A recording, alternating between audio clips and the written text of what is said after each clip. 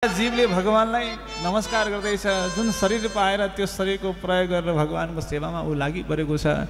जुन शरीर पाएर त्यो शरीरलाई उसले प्रयोग गरेर भगवत वैभव वृद्धिमा आफ्नो जीवन यापन गरिरहेको छ भने उसको शरीर भगवानको लागि प्रिय शरीर हुन्छ। अब त्यो शरीरलाई कसैले नाक बाङ्गेको, आँखा यस्तो भएको, उचाइ नभएको, डल्लो, पुड्को, यताउति अनेक थरी भनेर वा त्यो शरीरसँग सम्बन्ध भएका उसका वर्ण, उसको आश्रम इत्यादि विषयलाई लिएर कसैले टीका टिप्पणी गर्छन् भने महाराज त्यो पनि उसको लागि अपराध हुन पुग्छ।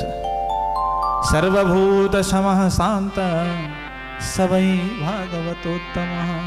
सबै प्राणीहरूलाई समान देख्दछ, शान्त छ, धेरै बोल्दैन, त्यही उत्तम भागवत हो। त्रिभुवन विभव हेतवेप्यकुण्ठ स्मृतिरजित आत्मसुरादिभिर्भृमिज्ञात् न चलति भगवत् पदारविन्दात् लवनिमिषार्थमपि यः स वैष्णवाग्र्यः। भगवानको चरणलाई लाखौं पाइनी रहेछ भनेर छोड्दैन। हेर भगवानलाई छोड्दै सब पुसेर सब कुरा त्यागेर हिँड आइजो, मांस खाइदे, अंडा खाइदे, तँलाई 1 करोड दिन्छु भन्यो भने पनि बल्ल बल्ल पाएको मान्छेको शरीर हो महाराज। त्यो 1 करोड बोकेर माथि गइँदैन।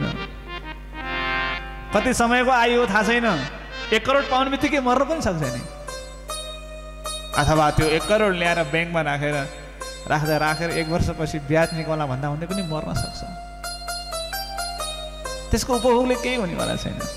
त्योभन्दा बढी त यो आत्माले बोकेर जाने कुरालाई सङ्ग्रह गर्नुपर्छ।